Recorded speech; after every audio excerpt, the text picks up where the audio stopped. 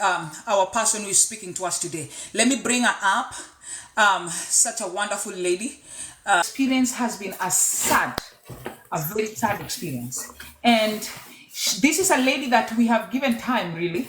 I've never wanted to bother her. I have never wanted to ask her, hey, can you come share? But anytime we could have guests, I could tell her, hey, I'm giving you time. Whenever you're ready. Whenever you're ready. Okay? When someone is bereaved, when someone loses a loved one, especially after a long, long struggle, you do not make that person to share their experience before they are ready. And so yesterday, was it yesterday or 2 days ago, Linda reached out and she told me, hey, Diana, I am ready. You guys, you just don't know how much I was happy. When she told me, Diana, I'm ready, I was like, it is time. And guys, today, we are going to listen to this young lady. Anytime you feel like pausing, Linda, tell me, Diana, pause. And I'll pause and I play music and we allow you to relax because I know this is not going to be easy. This is not going to be easy, okay? Now, I use my life experience and gather everyone and everybody that have been affected directly or indirectly by cancer. Those that are willing to use their experiences, those that are willing to use their pain for purpose. Those are the people I interact with. Pain for purpose. The ones that still want to hide their pain and their purpose, hide them. We don't force anything. We are all on different journeys and God has given us different ministries to do. Okay. Now this afternoon, this evening, this morning, depending on which part of this beautiful globe you're on, we are having someone here to talk to us. A woman, a young woman who went through a lot of pain. This woman lost her only child, her only son, to cancer. I do not want to tell you the type of cancer. I do not want to give you anything, any details further than what I've given you, because she is going to give us all those details. Now, Linda, I want you to introduce yourself. Where you are, what do you do? Once you are done, I'm going to move to the next question. You can even turn your head and look at the wall, but you will answer. Go ahead, sweetheart. Hello everyone. Hi Diana. My name is Linda Ann and I'm from Siaya, currently based in Nairobi. What do you do in Nairobi? I'm working for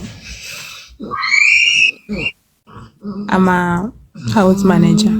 Your house manager. Wonderful. Wonderful. By the way, you will tell me more details because I may poach you. I know. Okay. Now, tell us about this. It's not a story. Tell us about this experience. Tell us about this beautiful boy that you were privileged to be a mother of.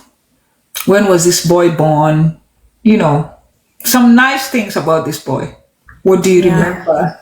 This shirt was branded because of him. Manu.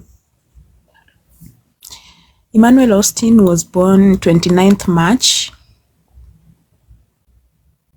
and he was just an amazing soul that God gave me.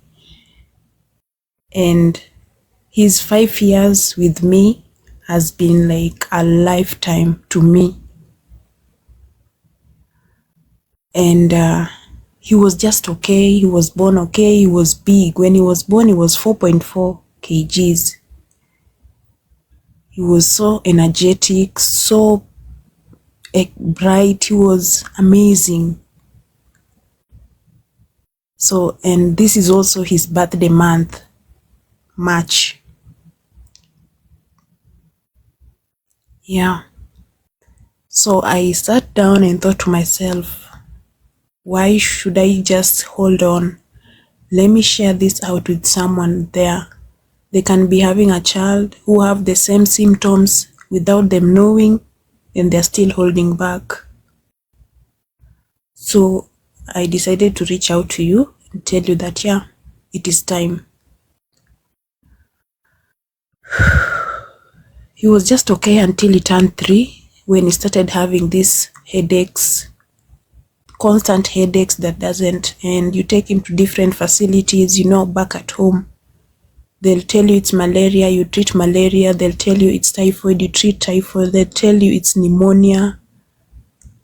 So you treat different kind of, all the symptoms that they think. But this child is not getting better. Actually, he was getting worse. Until one Friday, he was just going to school normally. Then they had already done the exam, because I took him to school early. Being a single mom, I had to do that. So this Friday, he did not go to school. I was also in college in Machakos. So that day I decided, because they are already done with the exam, let me stay with him at home. So we just spent our day, and we were having a freshers at the college. So I went with him, then came back. Then that same Friday at 12 midnight, he asked for a glass of water. I woke up, I gave him. Then he told me, "Mom, I can't see." Just like that. Then I asked him, "Manu, what do you mean you can't see?" So I was like, maybe it's just sleepy, because it's the middle of the night, yeah? Then he told me, "Mom, I can't see." So that's how he just lost his sight, just like that. From a person who was just okay to somebody who has turned total blind. So Wait that a is minute. where our journey Wait a minute. Maybe this passed me. Before he woke up in the night to say he could not see. The previous day, he was not sick, nothing. No. He was just okay. We went to him at my college. Then we came back, we went shopping, we came back, we prepared meal, we ate supper. Then at 12, he asked for a glass of water. Then when I was giving him, I was like, why is he not, his hands are not directed to where the glass is. Then I was like, maybe because he's asleep. Then he told me, "Mom, sikuoni. Mom, I can't see." The next thing I remember, I cried for 2 hours until 2. Then I called our secretary, because that was a new place. I was in Machakos, far away from home. They came, we went to hospital. That is how our journey began. From Matu, we were referred to Lions. We came to Lions. They just look at this child. The disease was just progressing, because it was just the loss of sight. To me, I just thought maybe after maybe an operation or something, he'll just be okay. But they told me they need to do a CT scan. We were referred from Lions to Mpisha. So at Mpisha, remember, the only thing that I had was the NHIF card. And Mpisha is a private hospital. I found a very kind nurse. I don't know, I've never reached out to her, but I found this kind nurse.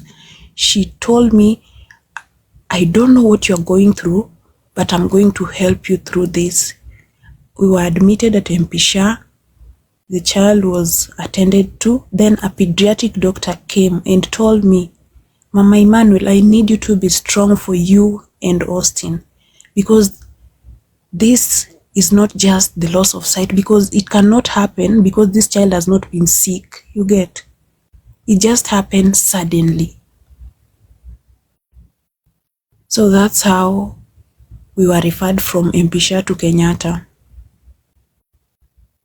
Upon reaching Kenyatta, it was because it was a referral. The moment we reached Kenyatta, he started having a convulsion immediately.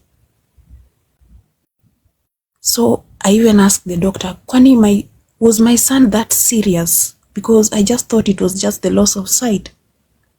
Then the doctor was like, "You are the mom. You can tell me about it. I was like, no, he just lost his sight. Then we were referred from Matu to here. That's how we found ourselves in Kenyatta. He had a convulsion that lasted for almost 5 minutes. He was injected that phenobab, but he could not respond. So they fixed the line and we was taken immediately to the ward. It was on a Sunday.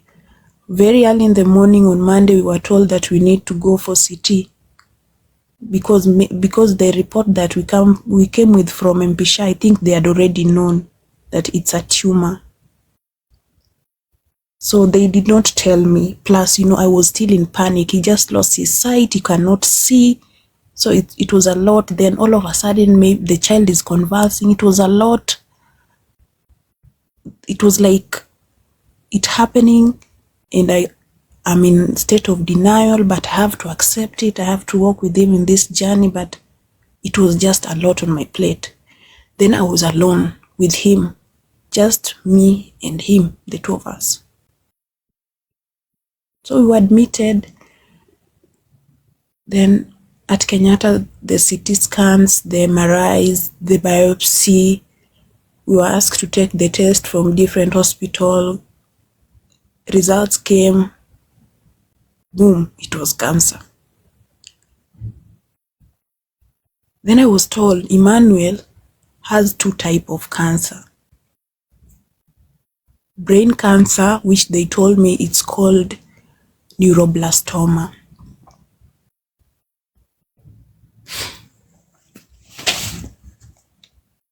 And the second one, they told me it's acute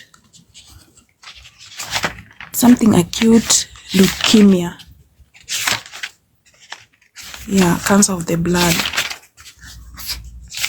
So I asked them, how possible is it for a child, not even an adult, a child to have 2 types of cancer? It's called acute lymphoblastic leukemia.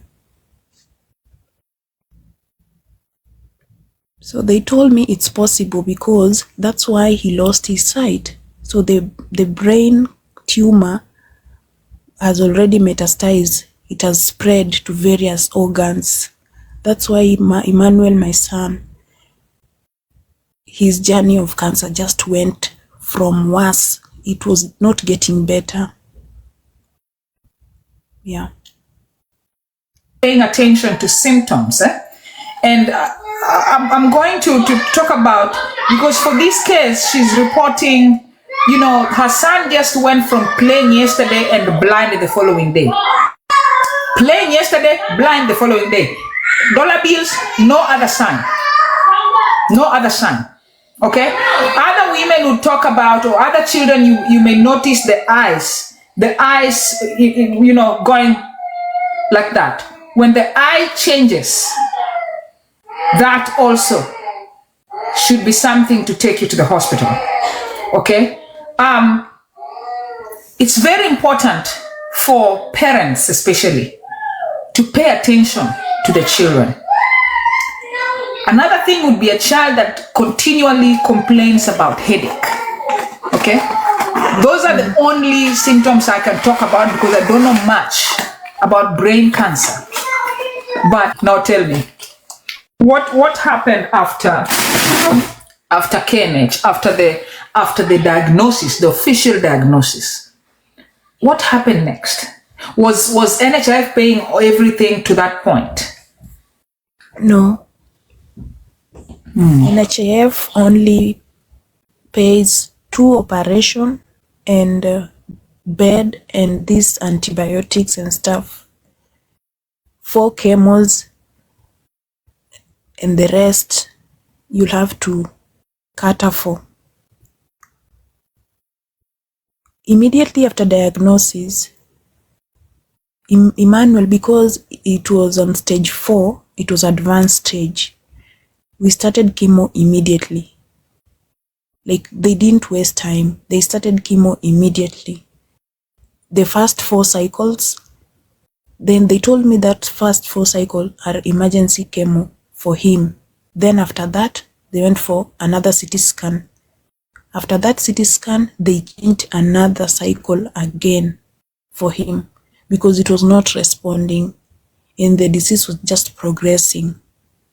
So at this point, he could walk, but after the first 4 cycles of chemo, he went, like, his spinal cord could not support him. So he was just on bed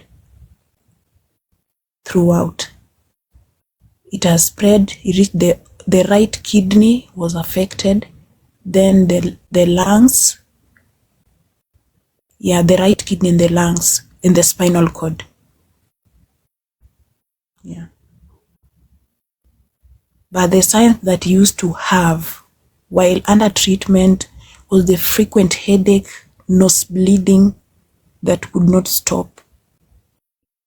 So he was on a blood transfusion throughout because nose bleeding and chemo, And I remember also there was a time he missed chemo because I could not afford.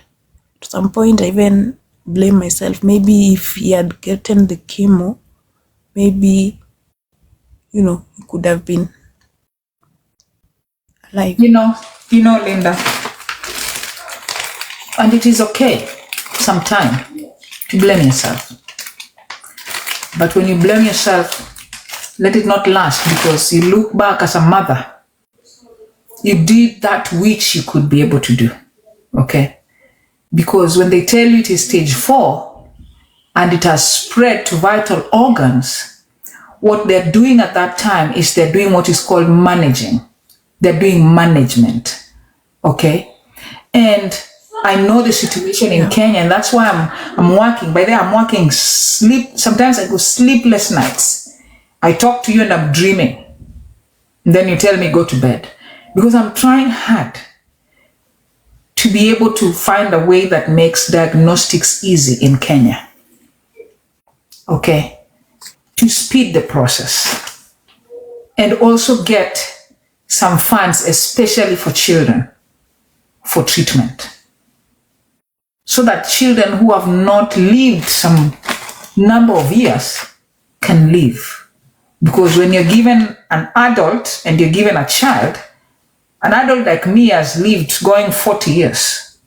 But a child that is even barely 5 or barely 10 has not lived yet. So I want you to know that you did great as a parent. I used to see you in the hospital in the night. You're there with him. You're holding him. You did well as a parent. You will feel that way, but I'm telling you as someone who observed you, as someone who saw you. I know we are a number of us who did, and we are very, very proud of you. And if I would say that he sees you, like people normally say, oh, they're watching over you. Me, I'm not telling you our champion is watching over you. He is not watching. He is resting with the Lord. The Bible says when we sleep, our souls go back to our Maker. So there is nobody who is watching over anyone in this world. Even my father is not watching over me. He is sleeping peacefully. Okay? I am so proud of you. I am so proud of you. Now, I know you've mentioned missing of chemo. And whenever I come in to talk, I'm coming in to allow you to relax, because I know sharing this story is not easy. So Linda has talked about missing chemo. And I usually just air my experience, and I'm not an oncologist, but from my own experience, I remember when I missed, Eniola, I need to talk to you. I want you to come share with us your experiences. I need to reach out to you so you come and talk to us. When I missed chemotherapy twice because my blood levels were low, I remember my doctor made a statement and she said, do not miss the third one. Because if you miss the third one, you will be on a very, very bad place. Okay? Because when they give chemotherapy's intention is to kill fast-growing cells. And cancer cells are considered fast-growing cells. And that is why we lose our hair, and that is why our nails turn black during chemotherapy. Why? Because hair cells and nails are fast growing cells also in the body.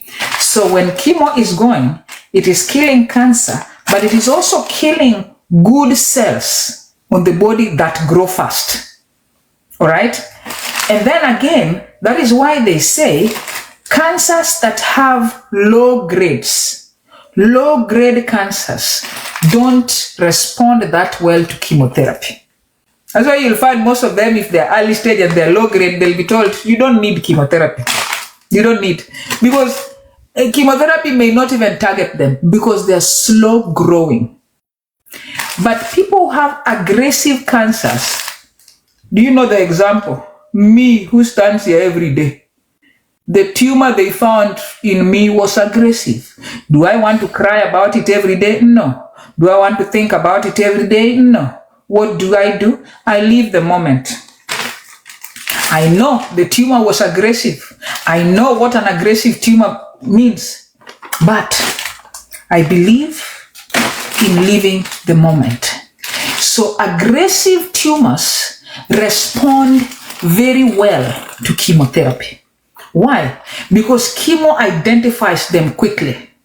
Because that is why chemo is going there, to target those fast growing cells. So, having said that, I want to tell you that at that point, what they were doing was not treating, but what they were doing was managing. So do not continue to blame yourself for offering the best love to your son. Okay? So tell us, did the treatment ever end? How did it end? And what happened next?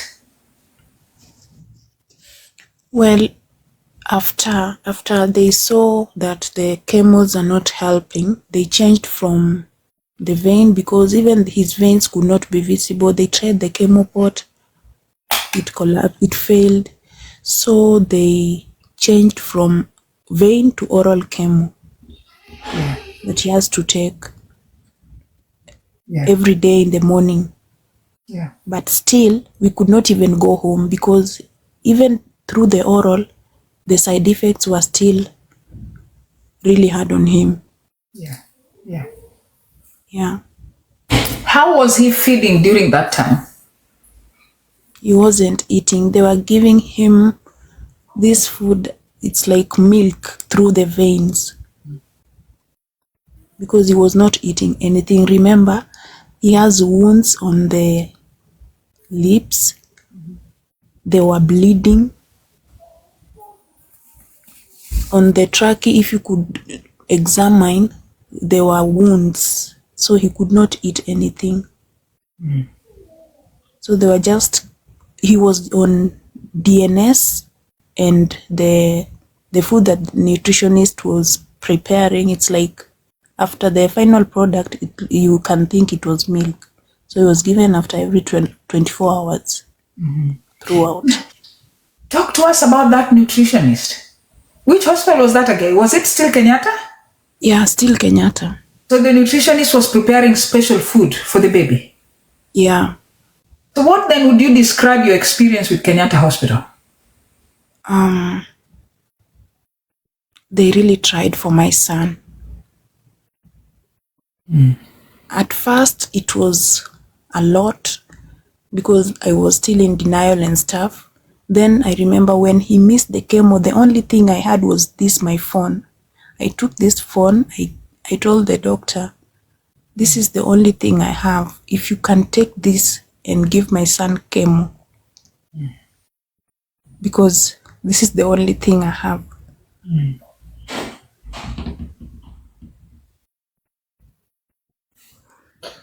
And guys, yes, go on, Linda. They came on ward rounds. They normally came on Tuesdays and Thursday. Then this doctor, she's called Dr. Wanda. Yeah. She really stood by me. Yeah. She came, and I think she was told about my situation at hand and the way the child missed the chemo. Yeah. And through her, she brought these people, this organization called Faraja. Then they asked me, how do you pay your NHIF now that you are here? I told them, I'm the only person who pays my NHF. But right now, I cannot pay it. Then they paid for me for the whole year.